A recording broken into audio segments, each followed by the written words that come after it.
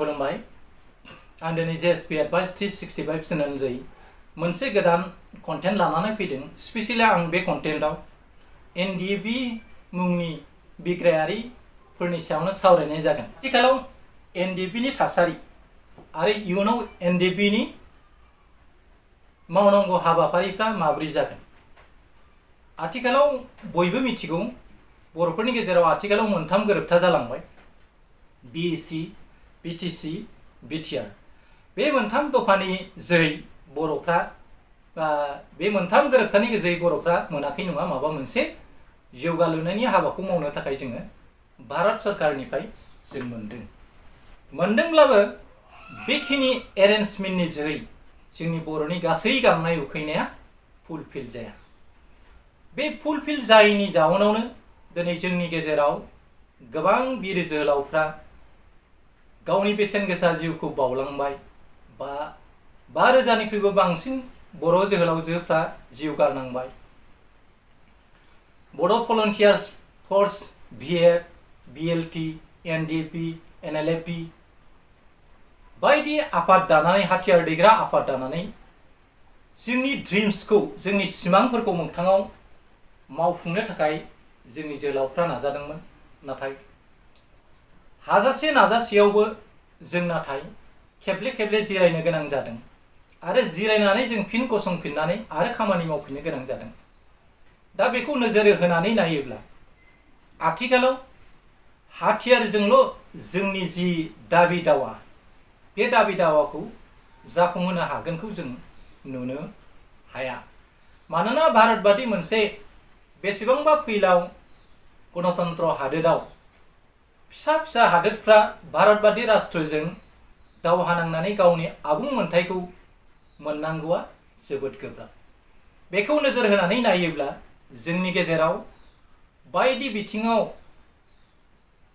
राफोद जानानै जुदि जोङो मेलेमजिबि जाग्रोनो हायाब्ला, गासै बिथिङाव जोङो जौगाखांनाय जाग्रोनो हायाबा, जेरैहाय IAS, IPS, ACS आनो बुं, आबाद बिथिङावनो होन, दामनाय देनायावनो होन, मोसानाय मुसुरनायावनो होन, गासै बिथिङाव जोङो गासैबो जोंनि बिथाफोरखौ मजबुत खालामना लाग्रोनांगोन। आथिखालाव बेखौ नोजोर बोनानै रन्जन दैमारिया गिबियाव बिथाङा बर' सिकिउरिटि फर्स मुंनि मोनसे हाथियार दैग्रा आफाद दानानै बर'फोरनि मोननांगौ मोनथायफोरखौ मोनफुंनो थाखाय भारत राष्ट्रजों सभारेन बिनानै बिथाङा दावा होदोंमोन। जाय दावा होनायाव दिनै गोबां बर' बिर जोहोलावफ्रा बिथांमोननि दैदेननायाव जिउ बावबाय। नाथाय जिउ बावसेयावबो सभारेननि खोथायाथ' गोजाननि खोथा, नाथाय जोङो इयुनाव मैदेर बिब्ला जों गराय मोनो जि फर्मुलाखौ लानानै बिथांमोना जोबथि बुब्लियाव बिथांमोना दुलाराय बर' फरायसा आफादनि जि मिशन, बे मिशनजों बिथांमोना गोरोबफैनानै आलादा हादोर बड'लेण्ड मोनब्लाबो जायो होननाय खोथाखौ लानानै दुलाराय बर' फरायसा आफाद आरो बायदि अर्गेनाइजेसनफ्रा बड'लेण्डनि थाखाय हांगामा खालामदोंमोन, रेल रख' खालामदोंमोन, बबेबा अफिस गाग्लोबदोंमोन, बायदिसिना मास रिलि खालामनानै जोंनि दाबि दावाफोरखौ जों आसाम आरो भारत सरकारनो आरो मुलुगनि मानसिफोरनो जोङो फोसावदोंमोन। थिग बिदिनो अनाखै नङा, भारत सरकारा जोंखौ अनदों होनना जों बुंनांगोन। नाथाय अनदोंब्लाबो जोंखौ बिमा बाथुलनि नोजोरजों बिथांमोना अनख्लिं अननानै जोङो जाबादि फिथाइखौ बिदोंमोन बे फिथाइखौ होआलासिनो बे थाइसे फिथाइखौनो हास्लिं जोंनो होबोबाय थादों।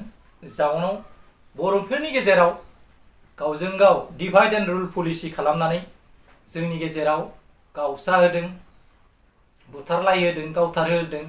बे गासैबो सरकारनि मोनसे प्लेन पलिसि होननानै जों बुंनांगोन। मानोना सरकारा गोसो जायोब्ला गुन्दा नङि मानसिखौबो, सिखाव नङि मानसिखौबो गुन्दा साजायनो हायो आरो दायनिगिरि खालामनो हायो। जेरैहाय जेब्ला आसामाव AGP असम गण परिषदनि सरकार दङमोन, प्रफुल्ल महन्तआ बिनि चिफ मिनिस्टारमोन। बिथां थानाय समाव गोसोबादि बर'फोरखौ बुथारदों, दानथारदों, गावथारदों।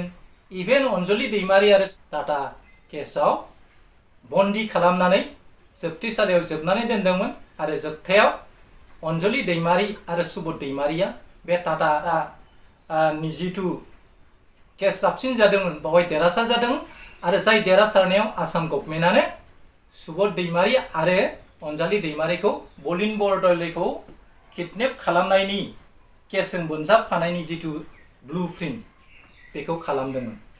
दा बेखौ नोजोर होयोब्ला फुरफुल महन्तिनि दिनाव जोंनि बर'फोरखौ जाबादि उदखार खालामदोंमोन, बे उदखार खालामनायखौ जोङो थाबैनो बावलांबा जानाय नङा। बर'लेण्ड आन्दोलनाव न' सावजादों, हारसाफ्रा गोसोबायदि बर'फोरखौ बुथारदों, गारिनिफ्राय दिहुनदों, बर' सिख्लाखौ जिनाहारि खालामदों, बायदिसिना खालामदों। गहपुरबादियाव 530 बर' सुबुंखौ खास्रि बिस्रि गाख्लोबनानै बुथारदों। दा बेफोर जारिमिनखौ जों बावगारलांनानै असमिया सुबुंफोरनि गोदै गोदै रावाव गब'नानै असमियाफोरजों जों लोगो जानानै सासन खालामबाय थाब्लाल' जानाय नङा आरो असमिया सासन गादिनि दैदेनगिरिफोरनि आथिं सुनानै सरन लानानै जों जुदि बिटिएडिखौ सासन खालामबाय थानो नाजायोब्ला जोंहा गिनांगौ दं।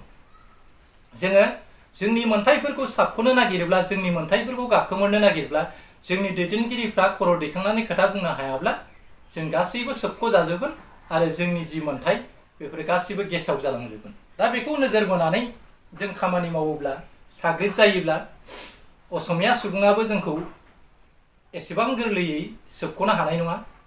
बे सोबख' जानायनिफ्राय जोङो जुदि गोजान जानांगौब्ला जों खौसे जानांगोन। जेरैहाय एनडिबिआ मोनसे समाव मोनसेल' हान्जामोन, नाथाय मोनसेल' हान्जाबाबो बिथांमोननि जिथु नमेनक्लेचार बे एनडिबिआनो दंमोन। सोरबा एस, सोरबा जि, सोरबा आर बेफोरबायदि ग्रुप दादोंब्लाबो बिथांमोननि जे आइडिय'लजि फिल'सफि बे मोनसेयानोमोन। बिथांमोना बे मोनसे डिसिप्लिनजोंनो सभारेन आरो बर'नि माखासे गांनाय उखैनायखौ जों मोगथाङाव जाफुंहोनो थाखाय बिथांमोना बेसेबांबा डिसिप्लिन लानानै भारत बादि राष्ट्रजों जुजियै जुजियै 34 बोसोर दावहा नांबोनानै जोबथा बुब्लियाव बिथांमोना बिटिआर मुंनि एरेन्जमेन्टजों गोरोबथा जानानै बे गोहोनि जिथु बिजौआ सेबस' जादोंमोन। जाय सेबस' जानायनि जाउनाव दिनै एनडिबिफ्रा मोनब्रै दोलोनिफ्राय साब्रै सुबुङा सागान होदोंमोनब्लाबो बिथांमोना मेजरिटिमोन। नाथाय दुलाराय बर' फरायसा आफादनिफ्राय बिथां प्रमद बर', लरेन्स सानैल' सागानगिरिमोन। नाथाय सानैल' सागानगिरिया मेजरिटि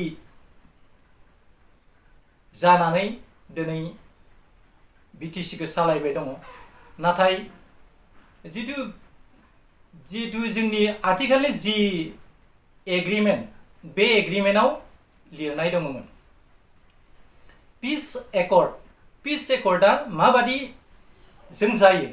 मोनसे राष्ट्रआव, मोनसे हादोराव माबा मोनसे दावहा जायोब्ला, माबा मोनसे गिख्रांथाव थासारि सोमजियोब्ला बेफोरबादि बिर जोहोलावजो एबा बेफोरबादि फसंथानफोरजों पिस एकर्ड जायो। दा पिस एकर्डनि ओंथिखौ जों नायोब्ला बे बिटिआर एग्रिमेन्टआ एनडिबिजोंसो जानाय मोनसे एरेन्जमेन्ट होननानै जों बुंनांगोन। मानोना दुलाराय बर' फरायसा आफादा मोनसे नन पलिटिकेल अर्गेनाइजेसन। बिथांमोना मालाबाबो हाथियार दैया आरो हाथियार दैनानै बिथांमोना दिनैसिम बै समनि बिसिनि उनाव बिथांमोना हाथियार दैनानै हांगामा खालामाखै, बमा बारुद बेरहोआखै। बेखौ नोजोर होनानै नायोब्ला प्रमदनि चेप्टारनि उननिफ्राय बर'फ्रा थामहिनबा दुलाराय बर' फरायसा आफादनि बेन्दोङाव हाथियारनि दावहा, बे दावहाखौ बिथांमोना गनायाखैमोन आरो बिथांमोना महात्मा गान्धीनि अहिंसा खान्थिखौ लानानैनो सेपारेटेड बड'खौ जाफुंसार होनो थाखाय नाजाबोबाय थादोंमोन। नाजायै नाजायै जोबथा बुब्लियाव एनडिबिफोरखौबो गासैखौबो जथाय लाबोनानै मोनसे टेबोलाव लाबोनानै बिथांमोना आथिखालनि बिटिआर एकर्डखौ खालामदोंमोन। बियो मोजाङानो जादोंमोन। नाथाय आथिखालाव एनडिबिफ्रा पिस एकर्डनि जोहै जाबादि मोन्थाय मोननांगौमोन आरो मेजरिटी सागानगिरिफ्रा जाबादि बावहाय दैदेनगिरि जानांगौमोन, स्पेसियली बुंनो थाङोब्ला बे बिटिआर एकर्डनि सिगनेटरिफ्रानो बेफोराव बिफाव लानानै खामानि मावनांगौ, बेबो नंगौ।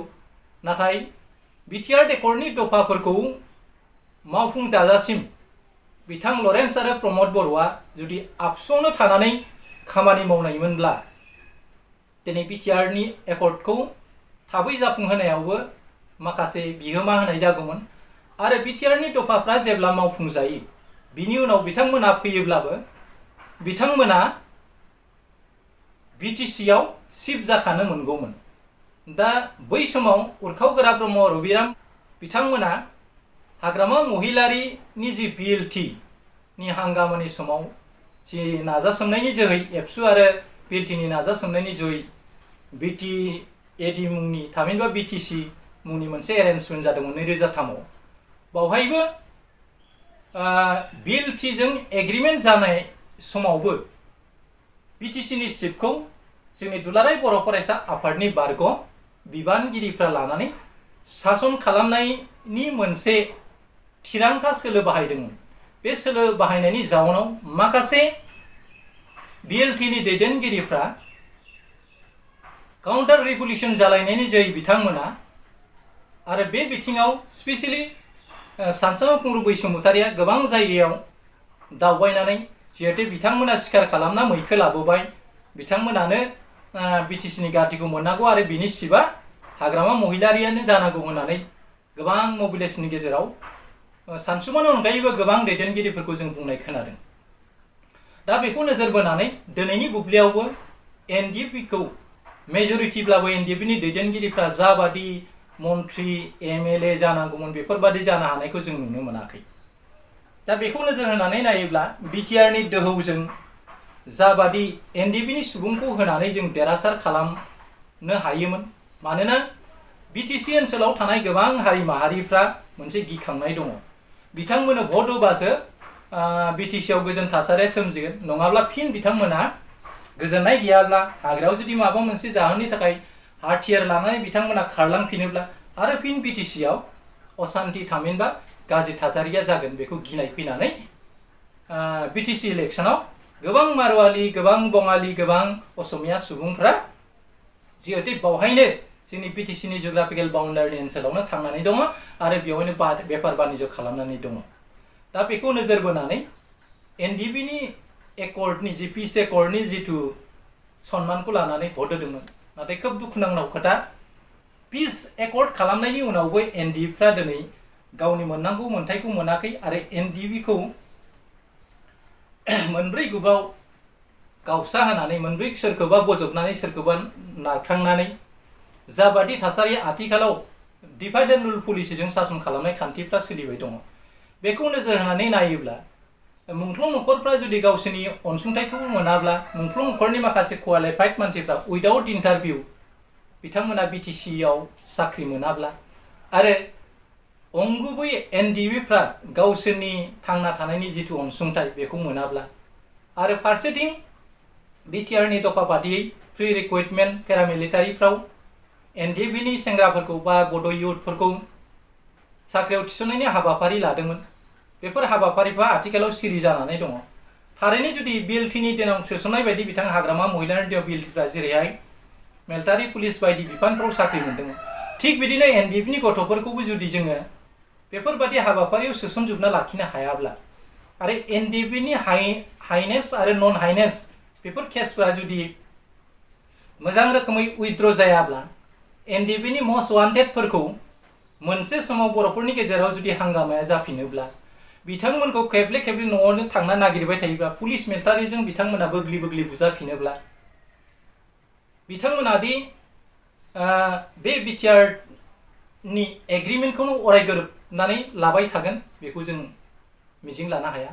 मानोना एनडिएफफ्रा गावसिनि गांनाय उखैनायखौ जुदि मोनफुङाब्ला दिनैनि थासारिखौ नायोब्ला बिथांमोननि जिथु डिमान्ड बे डिमान्डआ आथिखालसिमाव जाफुंखै। मुंख्लं नखरफ्रा जाबादि रांखान्थि अनसुंथाइ मोननांगौमोन, मुंख्लं नखरफ्रा जाबादि साख्रि बाख्रि मोननांगौमोन आरो 5,000 बर' बिर जोहोलावजोफ्रा सोरबा एनडिएफ सोरबा एनडिएफबि नङि सोरबा एनडिएफनो ओंखाम जाहोनाय सोरबा माहाजोन सोरबा दाय गैयि मानसिफ्रा खास्रि बिख्रि आर्मि मिलिटारिजों गावथार जाबाय आरो रोजा रोजा एनडिएफनि सेंग्राफ्रा आर्मि मिलिटारि पुलिसफोरजों दावहा नाङै नाङै जिउ बावलांबाय। बिथांमोननि थाखाय दिनै बिटिसि गभर्नमेन्टआ मोनसे मुंख्लं खाम्फा बा जेनेरेलि गायसननायनि जिथु जेरैहाय बिएलटिनि दावहारु आरो बड'लेण्ड मुंख्लंफोरखौ मोनसे जायगायाव हाग्रामा महिलारिया गाव बिटिसिनि चिफ जानाय समाव क'क्राझाराव बिटिसिनि मुंख्लं गोथैसालि गायसननानै गोजोरै मुंख्लंफोरखौ गोसोखांनो थाखाय मोनसे नेरसोन होबाय आरो बियो बर'नि जारिमिनाव आरो मुलुग दरबाराव बियो गोजोरै लिरनाय थासिगोन आरो बर'फ्रादि बिटिसि मुंनि हांगामायाव बेफोरबादि खास्रि बिस्रि बुथारजादोंमोन गावथारजादोंमोन जिनाहारि खालामजादोंमोन बेफोर जाथायखौ गोसोखांनो हागोन। थिग बिदिनो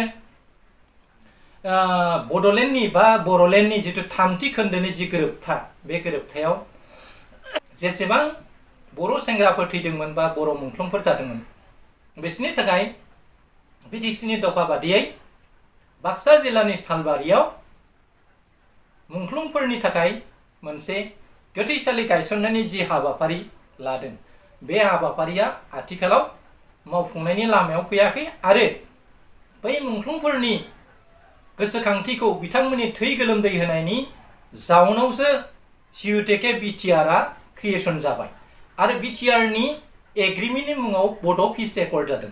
पिस एकर्डनि ओंथिया जाबाय सिलाइ बारुद लानानै खास्रि बिस्रि दावहा नांनानै माबा मोनसे मोननो लुबैग्राफोरजों गोरोबथा जानायखौनो जों पिस एकर्ड होननानै जों बुंनो हायो। दा बेखौ नोजोर होयोब्ला पिस एकर्ड खालामग्राफोरनि जिथु थैनायनि जिथु नेरसोन बे नेरसोना बर'नि जारिमिनाव लाथिख' जानानै थायोब्ला एनडिएफबि मुंनि मोनसे हानजादि बिटिआर मुंनि एरेन्जमेन्ट बर'फोरनि गेजेराव लाबोदोंमोन बे एनडिएफबिफ्रा सोर मा जोहोलावमोन आरो सोरनि नाजानायाव बेफोरबादि दावहाया जादोंमोन आरो एनडिएफफ्रा मानो बे बिटिआर एकर्डखौ लानो गोनां जादोंमोन बेफोरनि जारिमिनखौ उनाव जोंनि उन्दै उन्दै गथ'फ्रा मोनथिनाय नङा। बेनि थाखायनो आं खावलायो आथिखालाव एनडिएफबिनिफ्रायनो डिपुटि चिफ दं बिथां गबिन्द बसुमतारी दङ, बिथां रन्जित बसुमतारी दं, बि सावरायग्रा दं। बिथांमोना नोजोर बोनानै बेफोर हाबाफारिखौ थाबैनो मावफुंनो नाजानांगौ आरो बर'नि बिर जोहोलावफोरनि थै आरो गोलोमदै गारनायनि जाउनावसो नोंथांमोना जिहेतु बे बिटिसि एरेन्जमेन्टखौ मोननायनि उनाव दिनै chief deputy chief EM MCLA जानो हादों। बेखौ नोजोर होनानै मुंख्लंखौ सनमान होनानै जुदि मोनसे मख'नाय जिहेतु बिटिआरनि दफा बादि सालबारियाव मुंख्लंफोरनि थाखाय गोथैसालि गायसननायनि मोनसे मिउजियाम खालामनायनि जि थिरांथा बेखौ आबुङै मावफुंनांगौ आरो एनडिएफबिनि जिथु जारिमिन बे जाहाथे बर'नि जारिमिनाव गोजोरै थायो बेखौ नोजोर होयोब्ला खोब मोजां जागोन होननानै आं सानो। मिजिंथियो बिटिसिनि चिफ बिथां प्रमद बर'आबो बे बिथिङाव खोब मोजां हाबाफारि लागोन होननानै आं मिजिंथियो। आथिखालाव जोङो एनडिएफबिनि मुंख्लंफोरनि मार्टियार्सफोरनि थाखाय मोनसे मुंख्लं खाम्फा गासैबोनि थाखाय जेनेरेलि लुनायनि जि हाबाफारिनि थाखाय बाजेट खालामनायखौ जों नुनो मोनाखै। स्पेसियेलि बेयो खोब दुखुनांथावना खोथा। आथिखालाव बिटिसि एकर्डआ 3 बोसोर जानो थांगासिनो बे समाव जों थाबैनो बेफोरखौ लुफुंनांगौ आरो बिटिआरनि दफाफोराव आद्रा थानाय हाबाफारिखौ जों गासैबो बर' माहारिनि दैदेनगिरिफ्रा जथाय जालायनानै जों मावनांगोन। बावहाय सोरबा इउपिपिएल सोरबा बिपिएफ सोरबा बिजेपि सोरबा कंग्रेसनि खोथा गैया। जों सोरबा फिजिकेलि होनो हायाबाय डाइरेक्ट आरो इनडाइरेक्टलि जोङो बिटिआरनि दफाया जाहाथे मोजां रोखोमै मावफुंजालाङो आरो जोंनि राव हारिमु सोदोमस्रिया जाहाथे मोजां रोखोमै थांनानै थायो बेखौ नोजोर बोनानै बयबो खामानि मावलायनांगोन आरो बिटिआरआव गुबुन माहारिनि नेशनेल पलिटिकेल पार्टिफोरखौ जाहाथे जोङो आलादा हादोर मोनहैयागौ मानि जाहाथे खाबु होनानै जोंनि बिटिआरखौ त्रिपुराफोर बादि आथिखालाव त्रिपुरा लेन्ड दाबिफिननांगौ बादि जाहाथे जाहैया। मानोना त्रिपुराफ्रा त्रिपुरानिमोन नाथाय दिनै त्रिपुरा लेन्ड दाबिनानै बिथांमोना 2024आव बिथांमोननि दाबिया साक्सेस जागोन होननानै बुंदों। थिग बेबायदिनो जोङो बिटिसिआव जोंबो माइनरिटि जानानै मोनसे समाव गुबुन माहारिजों खुंजाहैगोन। मानोना आथिखालाव बर'नि जिथु इस्यु बे इस्युआ नेशनेल पलिटिकल पार्टिनि इस्युजों खारफानो हानाय जायाखै मानोना नेशनेल पलिटिकल पार्टिनि इस्युआनो नेशनेलाइज दा जोंनि इस्युफ्रा रिजनेल जोंनि रावखौ लानानै जोंनि हादोरखौ लानानै जोंनि हा हुखौ लानानै गासैबो जोंनि इस्युफ्रा ओनसोलारि बेखौ नोजोर होनानै नायोब्ला जोंनि इस्युफ्रा ओनसोलारि पलिटिकल ड्रामानि गेजेरजोंसो मावफुंजालांगोन नङाब्ला जोंनि इस्युफ्रा मावफुंनायाव जुदि गोगा जायोब्ला फैगौ 2022 इउपिपिएल आरो बिपिएफआ जुदि सासन खान्थियाव फैनो हायाब्ला अब्लाना जों नोजोर बोनानै दा आथिखालनि जिथु बिटिसिनि थासारि बेखौ स्टाडि खालामनानै मोनोदि फैगौ बुब्लियाव 2022 बिटिसिआव बिजेपिआ सासन गादियाव लाफैनायनि जिथु हाबाफारि आथिखालाव सोलिबाय दं बिथांमोना गोख्रों भाबै बिटिसि ओनसोलाव बुथ कमिटि दादों आरो गोबां गणतन्त्र हादोरावथ' नोंथाङा रावखौबो बादा होनो हाया थेवब्लाबो जोंनि इस्युफोरखौ नायनानै जों जाहाथे खौसे जानानै जों गोजोरै बै समाव जथायै सरकार दानानै जोंनि राव हारिमुखौ जों माबोरै गोजोरै लाखिनो हायो बेखौ नायाब्ला मोनसे समाव बर'फ्रा खोब खास्रि बिस्रियै जिउ खांनांगोन आरो गावनि सिथ्लायावनो गाव हावरिया जानानै मोदै हुगार हुगार त्रिपुरिफोर बायदि गाबनांगोन आरो मोनसे समाव त्रिपुरिफ्रा बिनिफ्राय रैखाथि मोननो थाखाय दिनै त्रिपुरा लेन्ड दाबिनो गोनां जादों आरो बिथांमोननि दाबिया आथिखालाव 2022 लकसभा बिसायख'थिनि सिगाङाव बिथांमोननो आलादा हादोर त्रिपुराखौ बोखावनानै त्रिपुरा लेन्ड होनायनि खोथाखौ भारत राष्ट्रनि गेजेराव दा सोलिबाय दङ बेफोर हाबाफारिफ्रा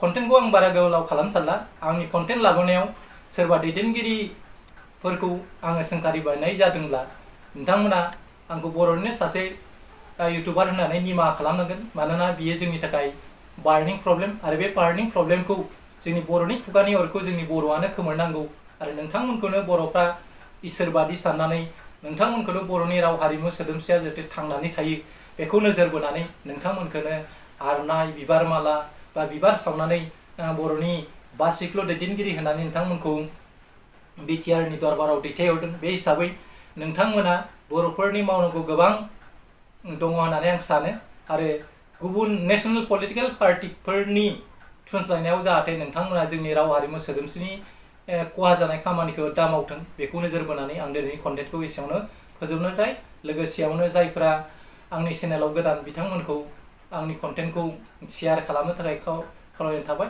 लोगोसेयावनो नोंथांमोननिसिम आंनि फिन खुलुमनायखौ हरनानै दिनैनि कन्टेन्टखौ आं बेखिनियावनो फोजोबनाय जाबाय एसेनोसै गोजोन्थों खुलुमबाय जय बर' हारि।